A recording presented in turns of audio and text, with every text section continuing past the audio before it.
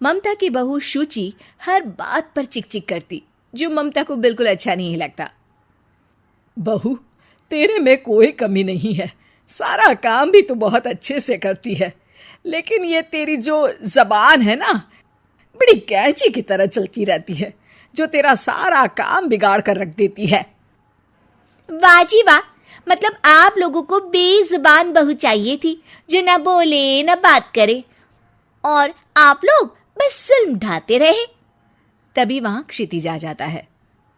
अरे, ऐसा क्या जुल्म हो रहा है तुम्हारे ऊपर? माँ सही कह रही है, मैं खुद तुम्हारी चलती जुबान से परेशान हो गया हूं। अब तो शुचि का पारा 7वें आसमान पहुंच जाता है। वाह जी वाह, अब आप भी, क्या नहीं किया मैंने आपके लिए, अपना सब कुछ दांव पर लगा दिया, लेकिन आप भी अपनी माँ की जुबान बोलने लगे। अरे यार, कैसी बात बोल रही हो? माँ की जबान, बीवी की जबान, अरे मेरी तो कोई जुबान है ही नहीं जैसे। देखो शुचि, माँ से बुरा व्यवहार मैं पसंद नहीं करूंगा। अब क्या था, माँ के सामने अपनी हुकूमत कम होती देख शुचि को माँ से नफरत होने लगती है। अगले दिन शुचि माँ के कमरे में जाती है। माँ, ये लीजिए गर्म पानी।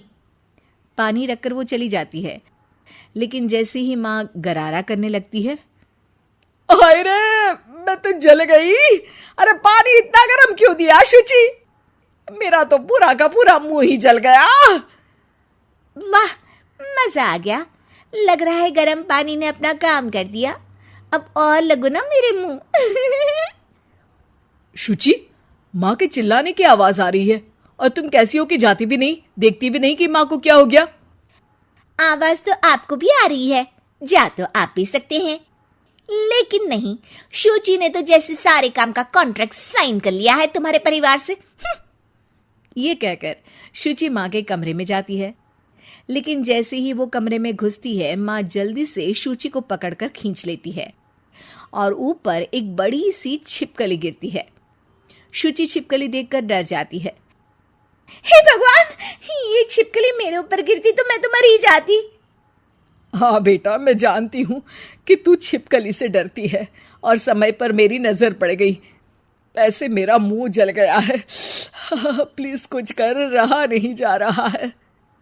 शुचि को अपने किए पर पछतावा होता है और भागकर सास को बर्फ देती है। ये लीजिए, इसे मुंह में रख लीजिए, और गलती तो वैसे आपकी भी है, चेक करना चाहिए था ना आपको कि पानी कितना गर्म है। अरे 7 साल हो गए तेरी शादी को, तब तो चेक नहीं किया, अब क्यों करूं? वाह जी वाह, यहाँ भी मेरी ही गलती है। अरे इंसान हूँ, मशीन नहीं जो हमेशा सही रहूं। अच्छा, आज मैं दोपहर में सहेल के घर जा रही हूँ, अभी से बता देती हूँ। अरे हाँ हाँ, जाना, मैंने कब मना किया है?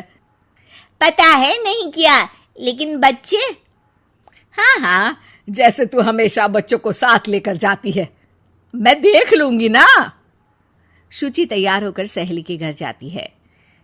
अरे वाह शुचि, तेरी ड्रेस तो बहुत अच्छी है, तू ऐसे कपड़े पहन कर निकलती है तो तेरी सास कुछ नहीं कहती क्या? दूसरी सहेली बच्चा संभालती हुए कहती है।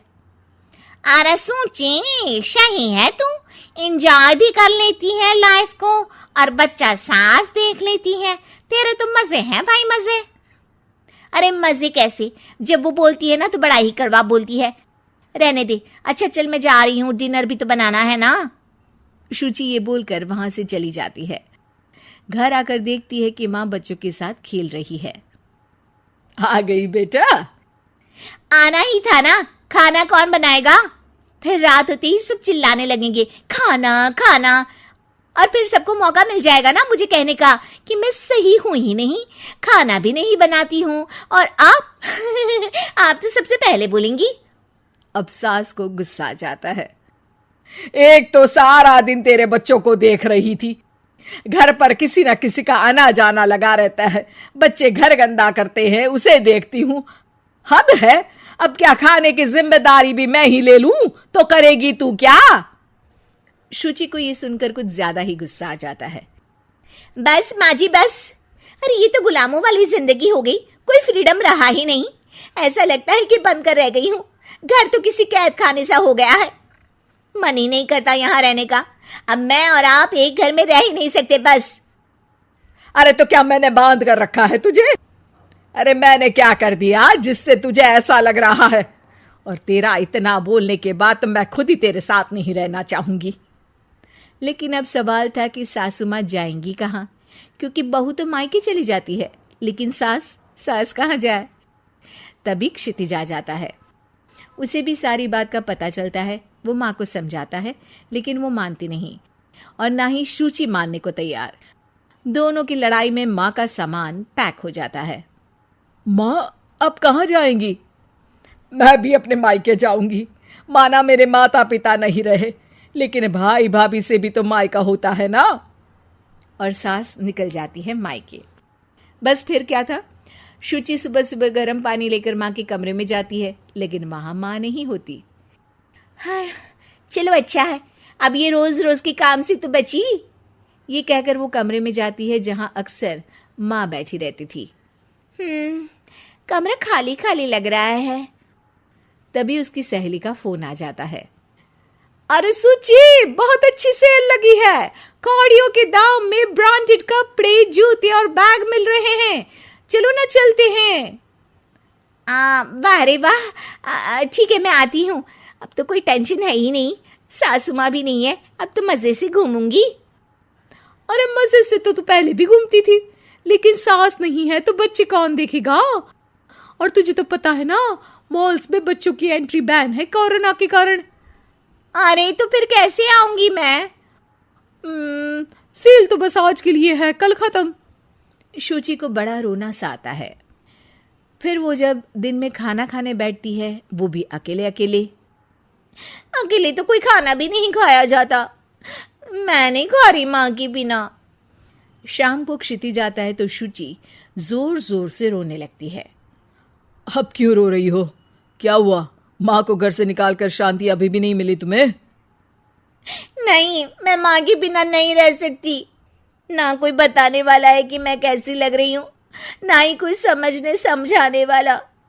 मैं माँ के बिना नहीं रह सकती। चलो माँ को ले आते हैं। अरे वाह, ऐसा शायद पहली बार होगा कि बहू रूठी सास को मायके से लेने जा रही है। दोनों सास को लेकर घर आते हैं और अगले दिन से